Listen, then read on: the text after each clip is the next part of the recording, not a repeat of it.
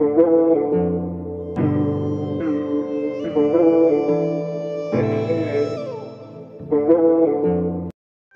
et bienvenue dans la chaîne Mathématiques Sciences. Dans cette toute nouvelle vidéo pour les premières en spécialité mathématiques, je vous propose tout simplement qu'on aborde en fait quelques indicateurs statistiques que vous avez vu l'année dernière et donc leurs applications au sein donc des variables aléatoires.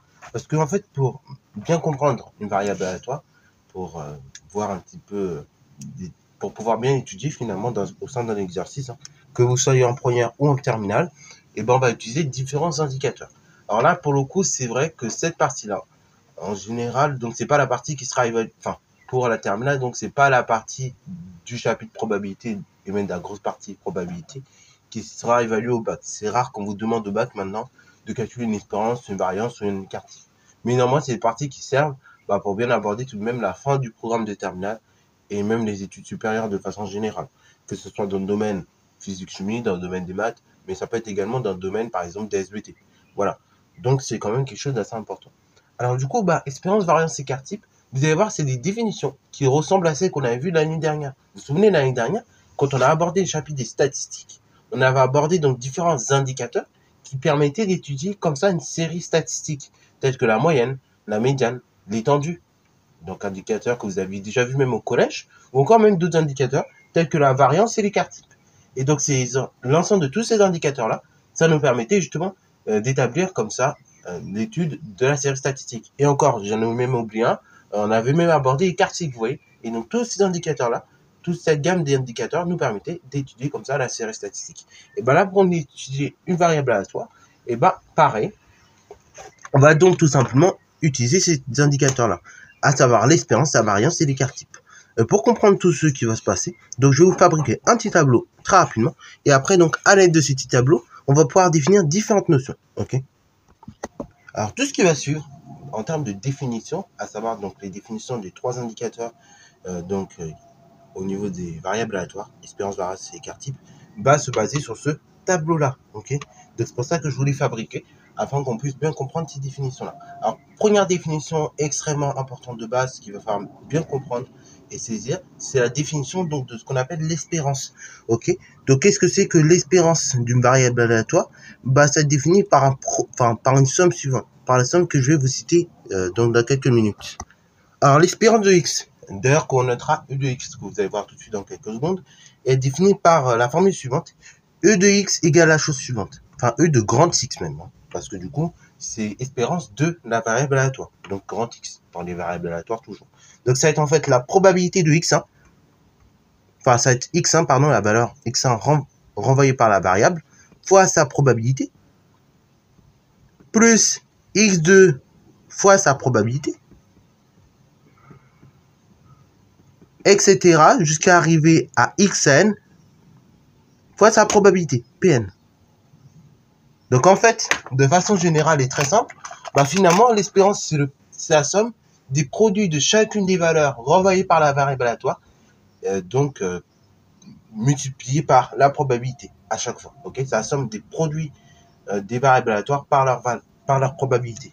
Ok, d'apparition.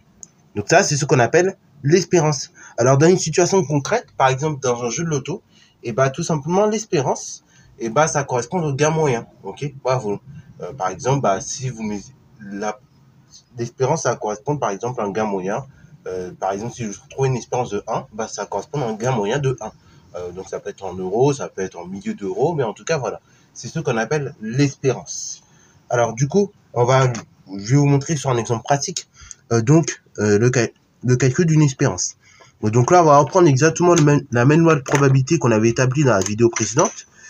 Comme ça, vous allez voir un petit peu le calcul de cet indicateur. Ok, donc vous vous rappelez, vous aviez un lancer de dés. Ok, lancer de dés truqué. Donc avec 6 faces, comme d'habitude. Donc 1, 2, 3, 4, 5 et normalement 6. 1, 2, 3, 4, 5, 6. On avait ici P2 grand X égale XI. Et donc ici on avait 1 septième à chaque fois jusqu'à 5. Et puis 2 septièmes. Ok. Voilà, donc on avait cette loi de probabilité.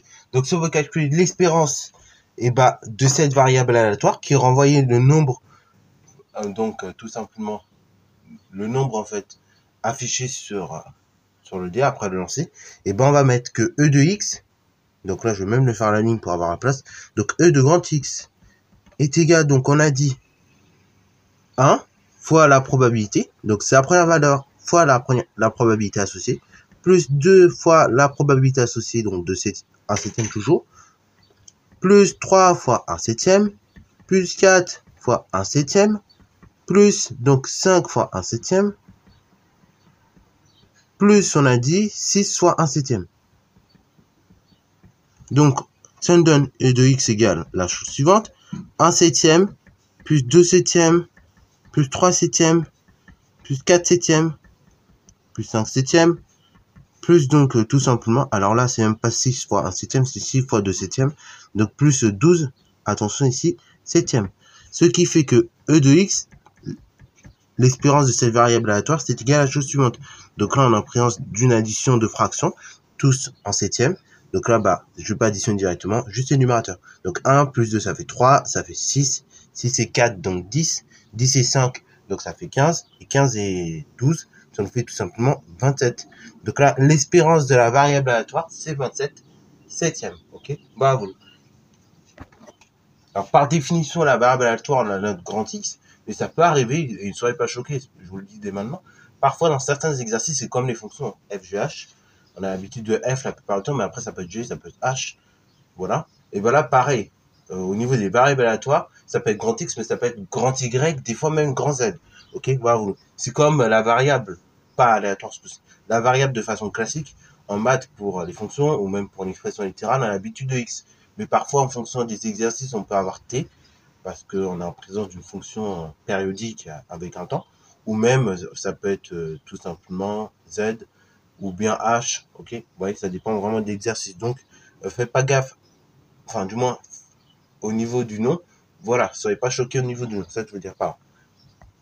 Alors, maintenant, seconde définition que je vais vous donner, la variance. Alors, la variance, si vous avez bien suivi, en seconde, vous allez très vite remarquer que ça ressemble à une notion qu'on avait vue en seconde, ok. Vous avez bien suivi normalement la variance, vous n'allez pas avoir de difficulté à vous rappeler de la définition, ok. Jusque là, on n'est plus sur des moyennes et donc des écarts types, mais sur on est tout simplement en présence d'une probabilité, donc d'une variable aléatoire. Donc, la variance qu'on va noter d'ailleurs grand V de x, ok, avec le V en majuscule, merci beaucoup. Donc la variance de x, on la définit de la façon suivante. Donc elle est définie par, donc là je vais même l'écrire à la ligne pour avoir la place, l'opération suivante. Donc grand V de x, s'il vous plaît. On ne se trompe pas, parce que petit v de x, c'est pas pareil. Ok, c'est pareil, là on met grand E, là on met grand V pour variance. Donc grand V de x égale la chose suivante.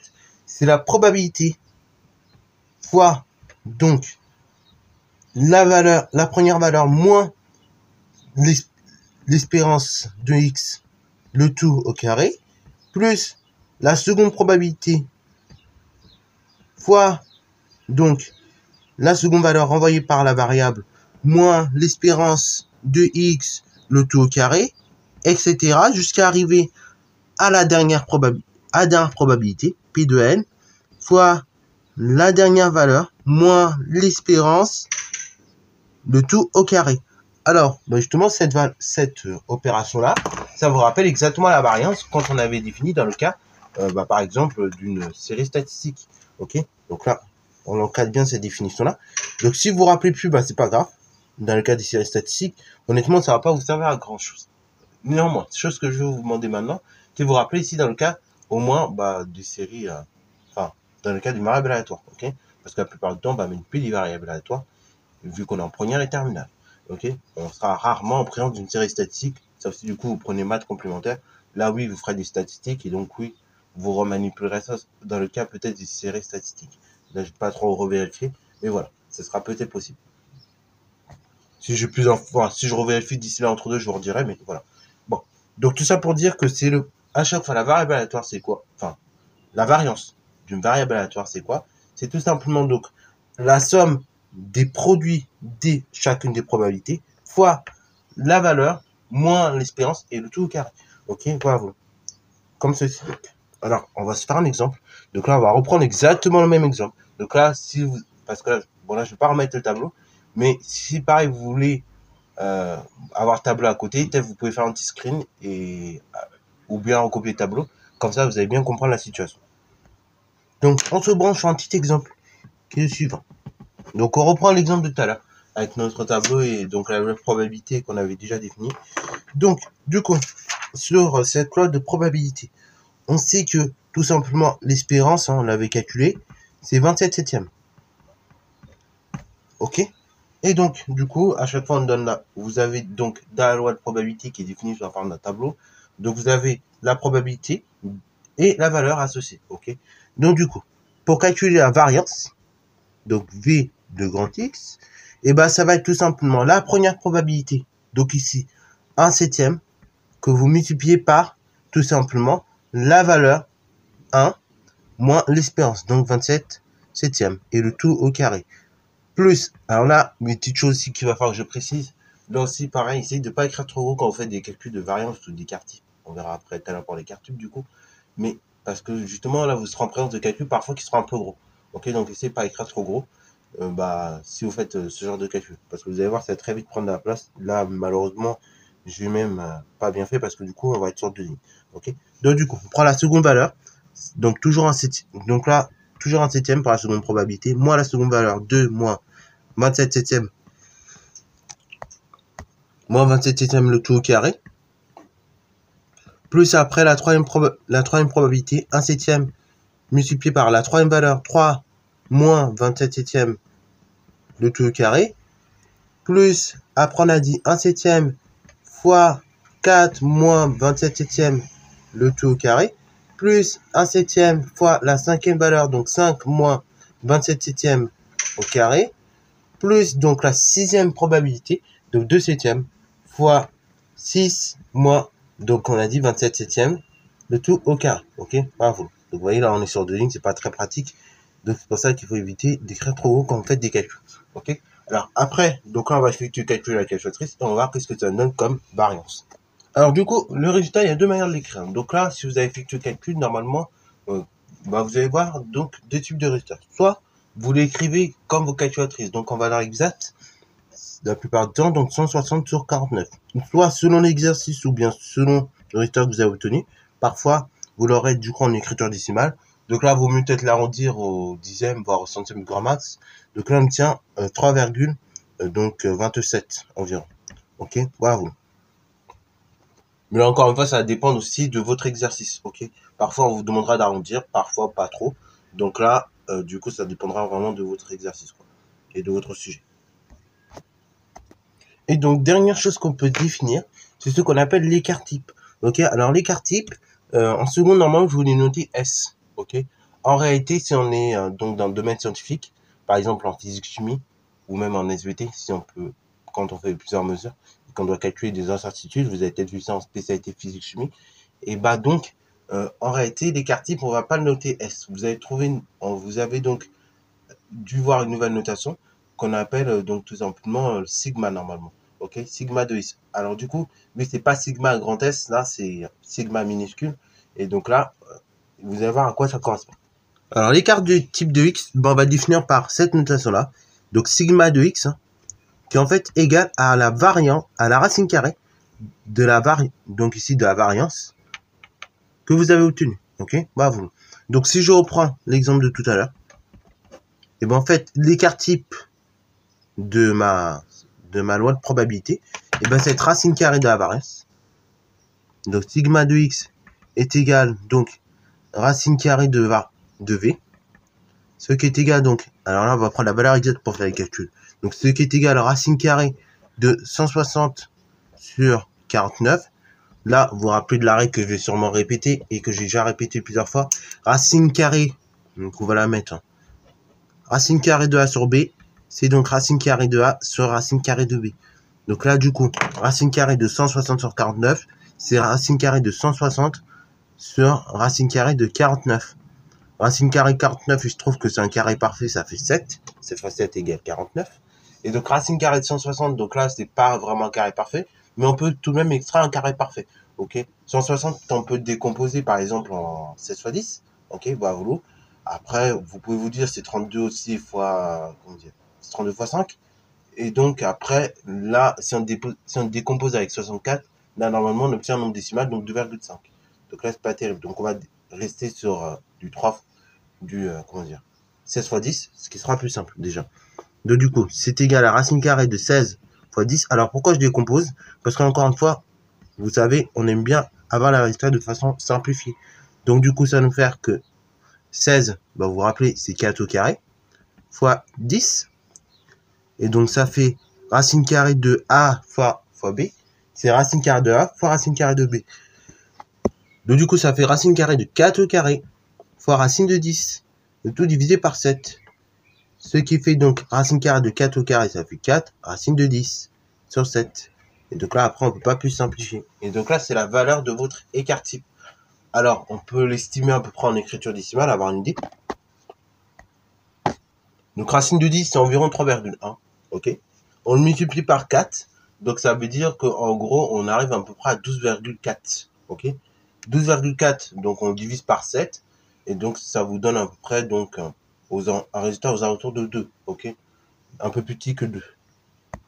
Donc là, vous devez tomber à peu près sur du 1,80 ou entre 1,75 et 1,80 à peu près, vous devez tomber. Si vous effectuez le calcul à la calculatrice. Alors oui, vous allez me demander, mais pourquoi j'arrive à estimer le résultat? Parce qu'en réalité, là, on avait donné une valeur approchée, on avait trouvé environ 3,27. Et donc, là, pareil, si vous connaissez à peu près vos racines carrées, alors du moins les valeurs approchées entre 1 et 4, vous savez que, eh ben, racine carrée de 3, c'est environ 1,73. Et donc, bah, du coup, ça fait que, comme 3,27 est un peu plus haut que 3, et un peu inférieur à 4, bah, du coup, ça doit se situer entre 1,75 et donc, tout simplement 2. Ok, puisque racine carrée de 4, c'est tout simplement 2. Voilà, voilà. Bon, ça, c'est une petite parenthèse calcul mental. Voilà. Donc, fin de la parenthèse. Donc, tout ça pour dire que ça correspond à sigma de x, qui est tout simplement l'écart type. Ok? Qu'on peut noter, que vous avez noté en seconde. Donc, S de x, comme ça. Ou grand S. Peut-être. Voilà. Tout dépend des profs. Voilà. Donc, sur ce, c'est la fin de cette vidéo. J'espère qu'elle t'a plu. Si c'est le cas, n'hésite pas à la liker, commenter et bon reste à toi en mathématiques et en sciences.